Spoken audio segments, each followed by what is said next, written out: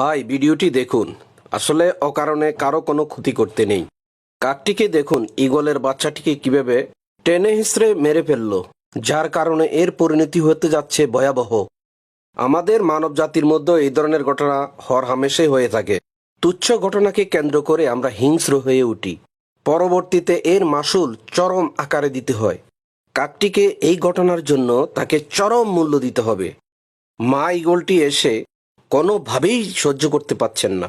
এমন ঘটনা আপনার আমার বাচ্চার সাথে যদি কেউ করতো, আমরা কি করতাম কমেন্টে জানান। ক্রমশই সে হিংস্র হয়ে উঠতেছে। ভিডিওটি ভালো লাগলে একটি লাইক দিবেন। প্রতিশোধ নেওয়ার জন্য সে সুযোগ খুঁজতেছে। একজন অসহায় মানুষও ঈগলের মতো একসময় হিংস্র হয়ে ওঠে। এক পর্যায়ে ঈগলরা মিলে কাকটিকে টেনে হিঁচড়ে ছিঁড়ে ফেলল। ভিডিওটি দেখে আমরা একটা শিক্ষা গ্রহণ করতে পারি, অহেতুক অকারণে কারো কোনো ক্ষতি করা ঠিক নয়। আপনি যাকে আঘাত করতে যাচ্ছেন মাথায় রাখবেন সেও আপনাকে আঘাত করতে পারে। আশা করি ভিডিওটি জনস্বার্থে শেয়ার করে দিবেন।